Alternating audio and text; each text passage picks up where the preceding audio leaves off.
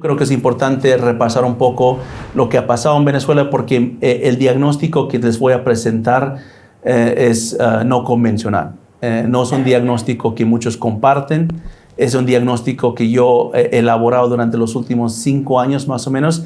Venezuela lo vengo estudiando más de 10 años, pero los últimos 5 realmente llegamos a estas conclusiones que les voy a presentar. Y era algo que en su momento era algo, un tarea, un reto, una tarea que teníamos que hacer porque en 2017, pero más que todo en 2018, cuando el gobierno del entonces gobierno de Estados Unidos del presidente Trump quería entender mejor lo que estaba pasando en Venezuela, nos obligó en Estados Unidos a regresar al estudio y realmente empezar a revisitar la historia y ver qué está pasando.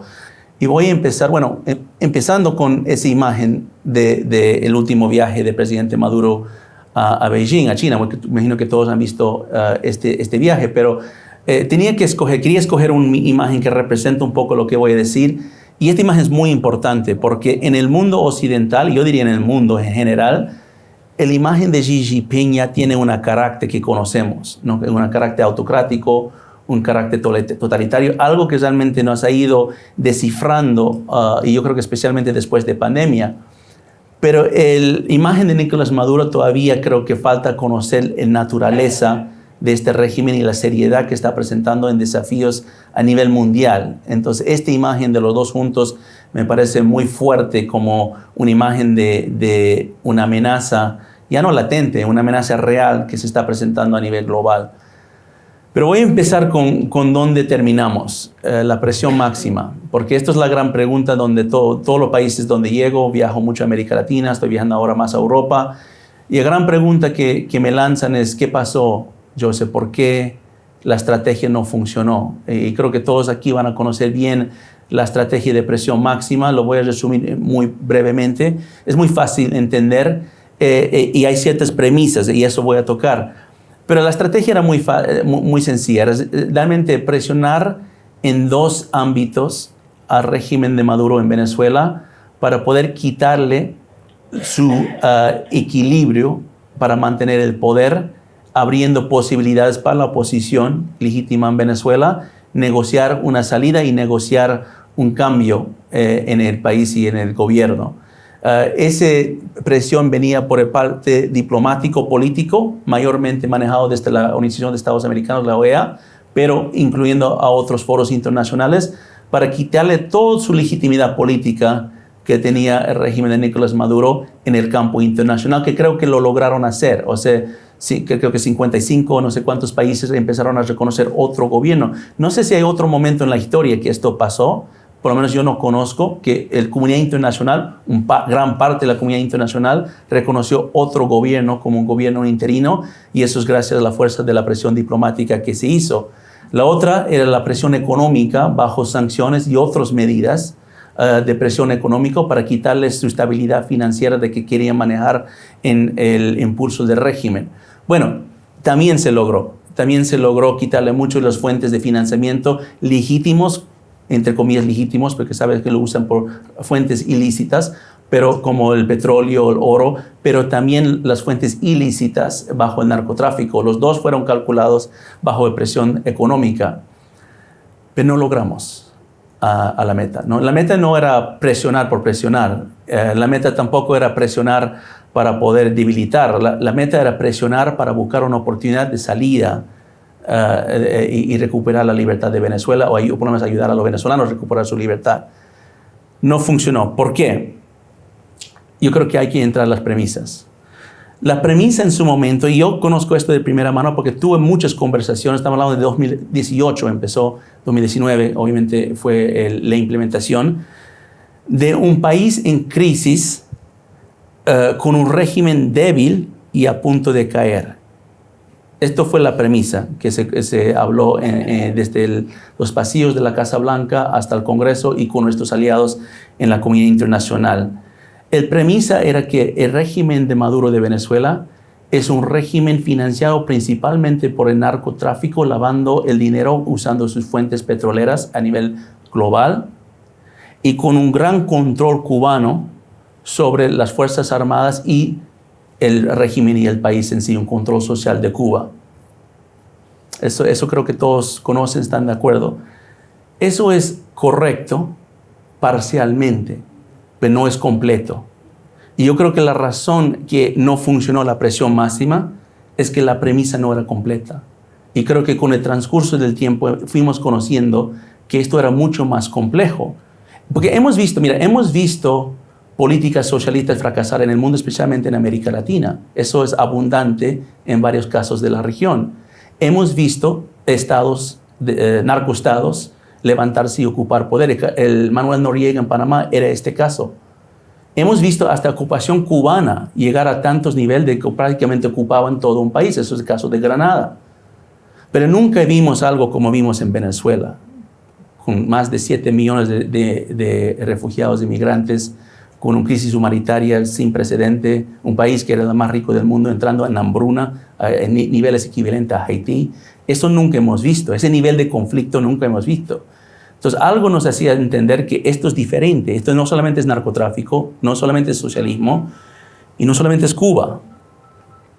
Entonces, esto nos lleva a una nueva premisa, y esto es la premisa que yo usé para poder empezar esta investigación, que Venezuela es un régimen no débil, sino un régimen fortalecido y preparado para levantar un conflicto global al hemisferio occidental.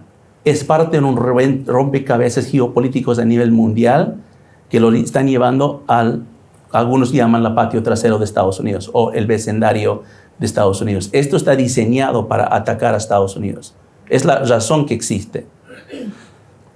Entonces, dejamos regresar al origen, ¿no? Mire, yo tuve varias oportunidades de compartir con presidentes y ministros de América Latina, principalmente en los países aliados que estamos en la lucha para recuperar a Venezuela, principalmente Colombia y Brasil. Y muchas veces en estas conversaciones no vas a tener los 20, 30 minutos que me dio Tamara para explicar toda una presentación. Vas a tener literalmente 5 o 10 minutos y tienes que dar tu punto, lo que se llaman las Fuerzas Armadas bottom line up front. Tienes que dar tu punto principal desde el inicio. Entonces, lo que yo decidí en varias ocasiones es compartir una historia que ilustra lo que les voy a contar. Y les voy a contar esa historia. Lo que quiero que hagan mientras cuento esa historia, quiero que empiecen a visualizar esta figura que estoy hablando, porque lo van a conocer muy bien. Es una figura de un teniente coronel. Un teniente coronel que quiso capturar su país por el poder, usando la fuerza, que fracasó con un fracaso golpe de Estado, pero fue elegido como presidente años después, e inmediatamente nacionalizando sus recursos naturales, principalmente el petróleo, y utilizando eso para avanzar una revolución que ha dejado un legado de crisis, conflicto y corrupción. Murió después de 14 años este teniente coronel, convertido a presidente. Y cuando hablo de esta figura, de esta imagen, de este teniente coronel, todos los presidentes en América Latina, ya lo sabemos, conocemos la historia de Hugo Chávez. Sin embargo, yo no estoy hablando de Hugo Chávez. Estoy hablando de teniente coronel Gamal Abdel Nasser. Ahora, la pregunta es, ¿por qué la historia de Gamal Abdel Nasser, el expresidente de Egipto, es idéntico a la letra a la historia de teniente coronel Hugo Chávez?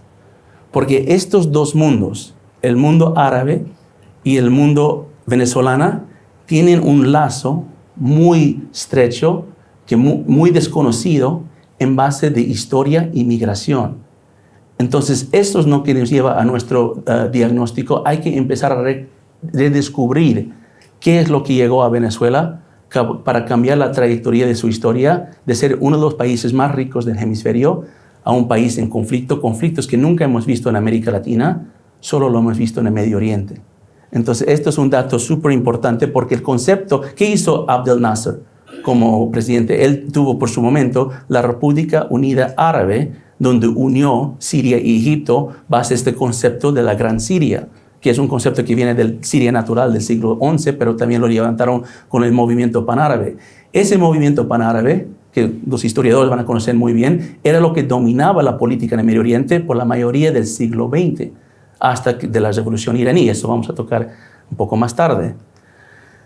Pero más que lo que yo les voy a contar de esto, escuchan un poco, y en este transcurso de la investigación y entramos a muchos videos, archivos de videos, de entrevistas que Hugo Chávez, viajes que hizo al Medio Oriente, y hay varias cosas que yo debo publicarlo en una página web, varias cosas que ya ni siquiera están en internet, se encuentra en archivos, pero cuando los escuchas empiezas a entender esta historia que estoy seguro que Hugo Chávez no lo conocía, le enseñaron esta historia, y es un pequeño extracto, un fragmento de una entrevista que hizo en su primer viaje a Siria en 2006. Que nos ha concedido y por las informaciones tan valiosas que nos ha ofrecido.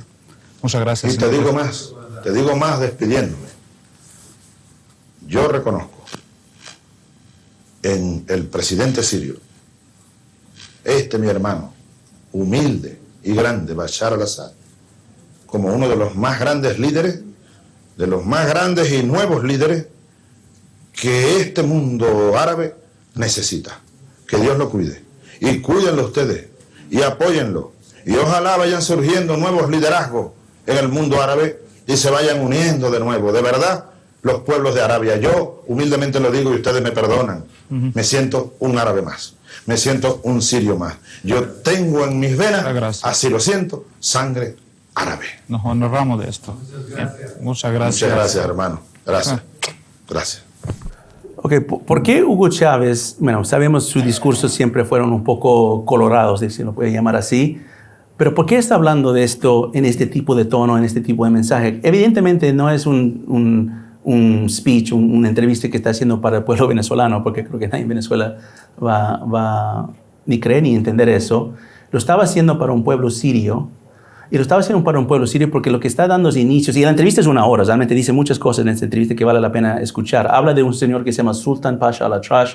Si ustedes no conocen quién es Sultan Pasha al-Atrash, es conocido como el libertador de Siria, porque él es el que se unió con los franceses y los ingleses en la Primera Guerra Mundial para repeler a los otomanos.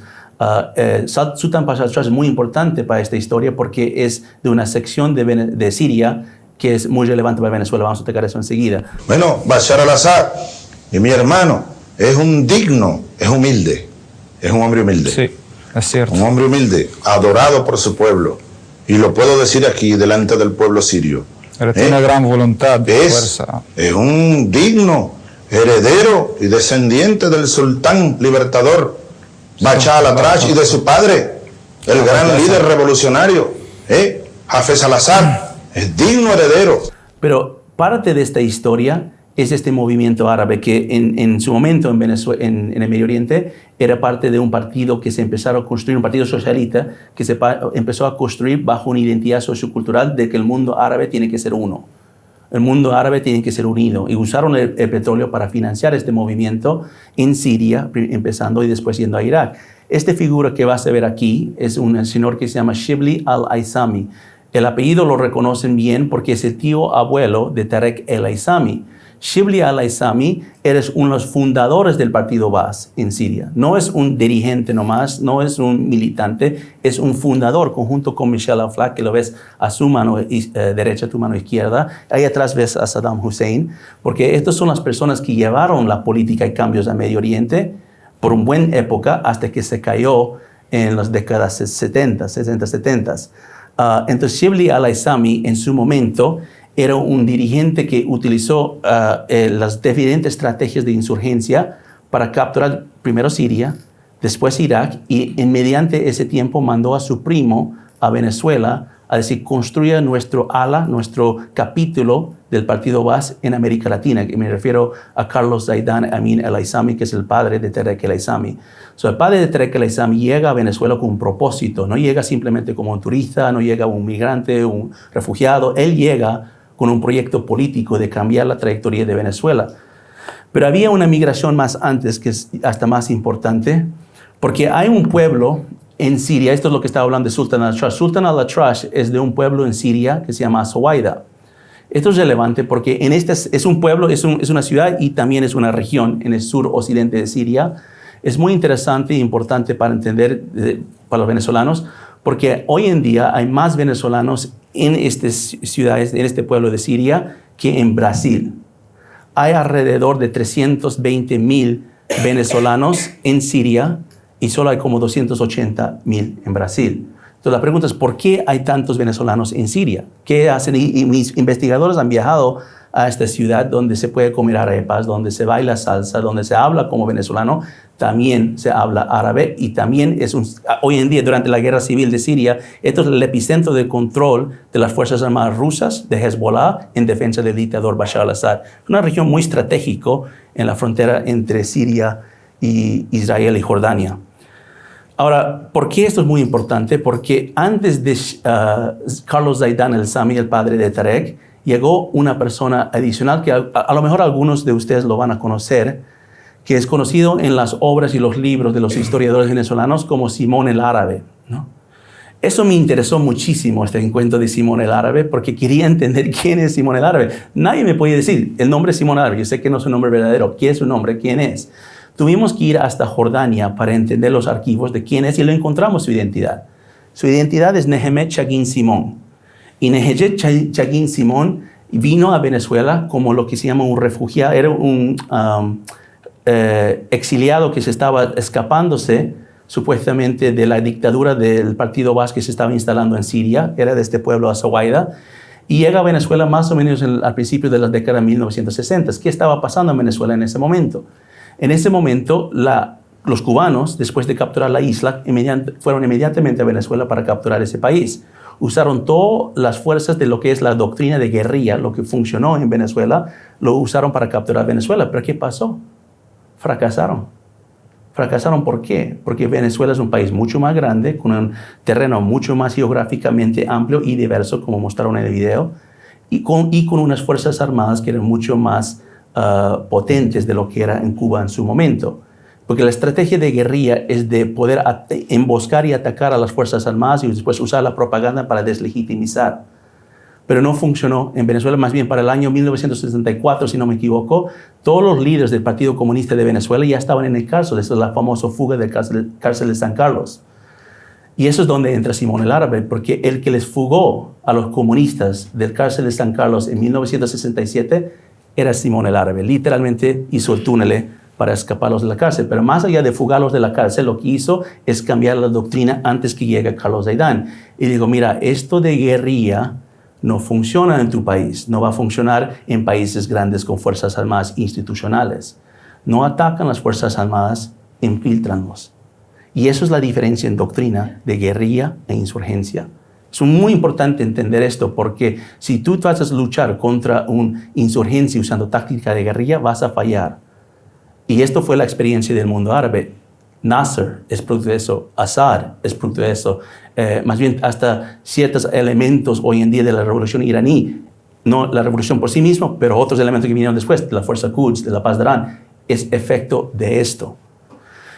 Entonces, esta historia de la migración es interesante y ponte a pensar lo que estoy diciendo. Estoy diciendo literalmente es algo que se exportó del Medio Oriente y llegó a Venezuela con unas semillas, empezaron a crecer y empezaron a adoctrinar a un grupo que después se conoce como el MBR, el Movimiento Bolivariano Revolucionario de 200. Esto fue la red anterior. ¿Cómo es la mafia hoy? Esta es la semilla por lo que existe. Esto es parte de un estudio que yo publiqué por un think tank en Washington que se llama Atlantic Council, que publiqué un informe que se llama El nexo entre Hezbollah y Maduro.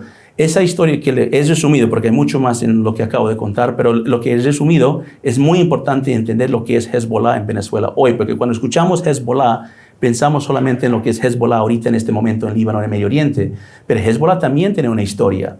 Hezbollah no surgió de la nada tampoco en Líbano. Cuando Hezbollah surgió en Líbano, ¿qué hizo Hezbollah inmediatamente? Se alineó con el movimiento Amal, que eran remanentes de los socialistas que eran del movimiento panárabe. O sea, Hezbollah se ha construido en Líbano con un propósito y Hezbollah sabía que muchos de estos movimientos que estaban fuertes en Líbano y Siria y otras partes ya estaban en América Latina, especialmente en Venezuela. Hezbollah inmediatamente, estoy hablando de 1982, cuando nace Hezbollah, inmediatamente se empezaron a plantear semillas en Venezuela porque sabían que una comunidad libanesa fuerte, potente y conectada económicamente con su patio original en Líbano y Siria.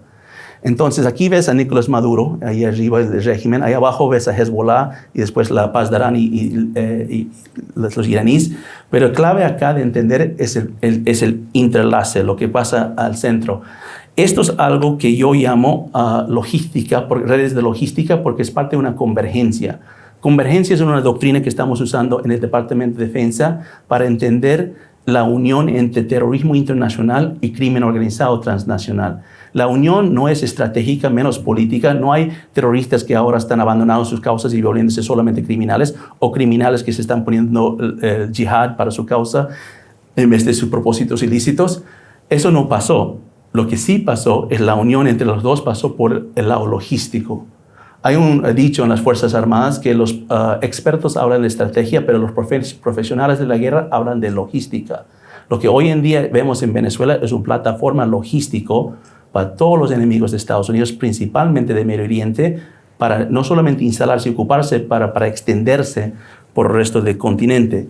Todos estos clanes libaneses, que son clanes libaneses venezolanas, colombianas y libaneses, son los que están el motor de una red logística, el que está trabajando no solamente a favor del régimen de Maduro, pero a Irán, a China y a Rusia. Es por algo que China y Rusia también se están instalando en el Medio Oriente, porque quieren conectar esta red logística para manejar lo que ellos llaman el mundo sur.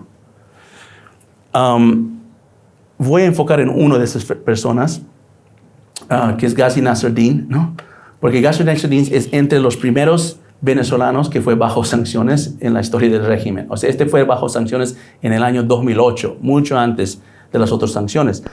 Para mí es un honor grandísimo, inmenso, que realmente me tilden de lo que quieran que tenga que ver con Hezbollah. ¿Por qué? Porque fue, a pesar de ser parte de los facilitadores para Hezbollah, es un señor que también entró al cuerpo diplomático de Venezuela, a pesar de no siendo realmente venezolano. Es un señor que llegó, no se sabe exactamente, pero en las 90s llegó a Venezuela. Su familia ya existía en Venezuela, los Nasreddines, que estaban en las Islas Margaritas, pero inmediatamente a llegar, en poco tiempo, estamos hablando de un año máximo 2, no solamente se nacionaliza como venezolano, se entra al cuerpo diplomático para ser representante venezolano ante Siria. Fue el ministro consejero en Siria por gran parte del tiempo. Más bien lo puedes ver en esa foto, un viaje que Hugo Chávez hizo a Siria con Bashar al-Assad. Ahí ves a Maduro también, que era canciller en su momento. Según el Departamento de Justicia de Estados Unidos, Ghazi Nasreddin era el principal facilitador en un esquema de cocaína por armas. Cocaína que está enviado por las FARC de Colombia, mediante Venezuela, al Medio Oriente, para devolver armas que se estaban consiguiendo desde Líbano y Siria y llevarlo desde Venezuela a Colombia. Estas no son mis palabras ni acusaciones, las acusaciones de unos fiscales y los operadores del FBI y la DEA que hicieron esto, más un caso que se fue revelado en 2020. El caso se llama Adol Zebayer, un sirio venezolano que era parte del PSV, que fue a luchar en la guerra civil a Siria. O sea, un venezolano parlamentario que dijo, voy a abandonar mi posición por un momento, quiero luchar literalmente, físicamente, en la guerra civil de Siria a defender ese dictador, no Maduro o no Chávez, pero Bashar al-Assad.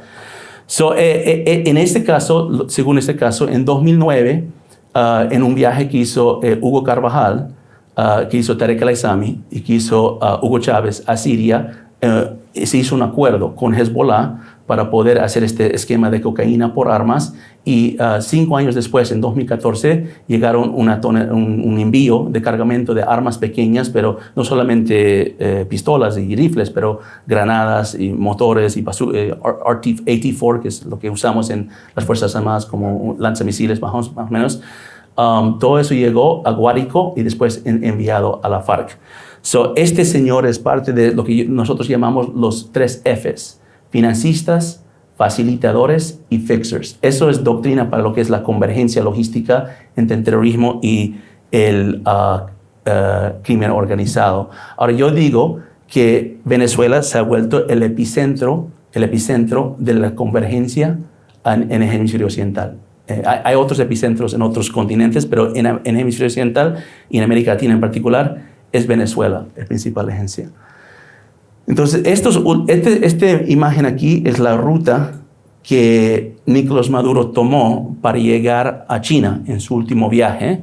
La otra ruta es la ruta que se construyó para el envío de petróleo y comida de Irán a Venezuela. Son rutas aéreas y rutas marítimas. ¿Por qué les muestro esto? Porque esta ruta son rutas que están siendo construidas bajo mucho cuidado en base de estas redes logísticas, ¿no? Porque rutas necesitan redes y redes necesitan personas para poder construir esto. Hezbollah y todo, no solo es Hezbollah, es literalmente, yo lo llamo una mafia árabe que está implementando esto, no solamente en Venezuela, pero en el norte de África, en partes de Europa y hasta yendo al Medio Oriente. Por eso que cuando Maduro viene y va de China, ¿dónde para? En Algeria, ¿no? Algeria es un lugar muy estratégico, parte, si estudias la historia, parte del movimiento panárabe también, de donde tú tienes cubrimiento sobre el transporte de cualquier movimiento y en esos aviones, quién sabe qué están transportando. Y esto es hoy en día un ejemplo de cómo se ve esa mafia árabe hoy en día, desde la parte ilícito hasta la parte gubernamental. Y por ejemplo, este último que está aquí, es tal vez el menos conocido de esta imagen, se llama Amir Mohammed Akil Radas. Les presento solamente para decir que la semana anterior, y esto es bajo mucha investigación, de que a mí yo personalmente tomo 5 años en esto, es un venezolano libanés colombiano que está operando todo el tema de criptomoneda en Venezuela. Están en muchos esquemas de lavado de dinero, pero fue sancionado por el Departamento de Tesoro la semana anterior, recién, porque a pesar de todas las actividades ilícitas que están hoy en día, también estaban con la cosa de comida club, estaban en ese tema, ese clan, pero estaba involucrado en el atentado a la AMIA en 1994 en Buenos Aires, Argentina. Este es el señor que llevó literalmente desde Venezuela y Colombia los detonadores a la triple frontera, los cruzó por la frontera argentina, y después lo usaron realmente para el bombazo en Buenos Aires 92 contra la Embajada de Israel.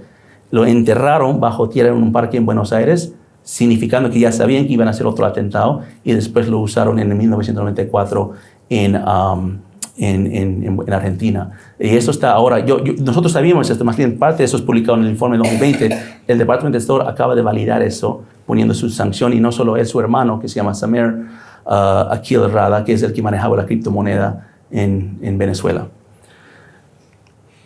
Y voy a pasar esto rápido, pero esto es ahora lo que estamos viendo ahora. Estas rutas logísticas, estas redes manejadas por estas mafias árabes, están no solamente ahora haciendo las actividades ilícitas, pero están elevando a Venezuela a lo que es ahora una plataforma de guerra. Las mismas aviones no tripulados que todo el mundo ya sabe, los Mahar 6 que han enviado a Ucrania, que ha sido polémica para toda la OTAN, para Europa, estos mismos drones han llegado a Venezuela hace mucho tiempo atrás. Más bien, este programa de aviones no tripulados ya estaba en Venezuela desde 2007. Lo han ido construyendo lentamente, pero lo han construido hasta el punto que Venezuela, imagínate esto, Venezuela es el primer país con sus fuerzas armadas teniendo un programa de aviones no tripulados armados. Es el primer país en América Latina con drones armados. No es Brasil, no es México, o sea, Venezuela tiene drones armados con lo que se llama Precision Guided Munitions, PGMs, que es el factor que cambió el campo de batalla en Siria. Y eso es hoy en día lo que estamos viendo en Venezuela en base de lo que ellos mismos se denominan una fuerza multipolar. Rusia, China e Irán ya han tenido por lo menos 6 ejercicios navales conjuntos en los últimos 6 años, mayormente en el Golfo de Omán, en el Mar de India. Pero esa coordinación y capacitación conjunta se están preparando para llevarlo al Caribe. Eso es el propósito. El propósito es llevar esa guerra al Caribe, y Venezuela ha sido la plataforma para hacerlo. Y esto es ahora representado en lo que Maduro, sus viajes a Irán, su viaje a Beijing, y esto lo va a decir, lo vas a escuchar, esto es una entrevista en Bloomberg, donde van a hablar de comercio e inversión. Porque ese es el lenguaje de autocráticos, comercio e inversión, para hablar de armamento. Y ese comercio e inversión no es comercio e inversión para desarrollar la economía, porque no saben hacer esto. Ese es comercio e inversión para fortalecer la industria de defensa de estos países, para conectarlos y prepararse para una guerra y un conflicto. Por eso el propósito de mi charla es Venezuela de crisis a conflicto. Venezuela se va a convertir en la tierra de las oportunidades para la inversión presente y futura. Aquí están todas las condiciones dadas para que el país tenga un nuevo despegue, ya sobre nuevas bases, para el desarrollo y para que la inversión cumpla lo que hemos hablado, el ganar-ganar. Aquí nosotros lo garantizamos. El presidente iraní Ebrahim Raisi anunció este lunes durante una visita a Caracas que Irán y Venezuela quieren aumentar el comercio bilateral a 20.000 millones de dólares frente a los 3.000 millones de dólares actuales. Durante la visita, los dos países firmaron un memorándum de entendimiento para ampliar su cooperación en petroquímica con miras a realizar proyectos conjuntos. También se firmó otro acuerdo para incrementar la cooperación en minería, pero no se dieron detalles sobre ambos acuerdos.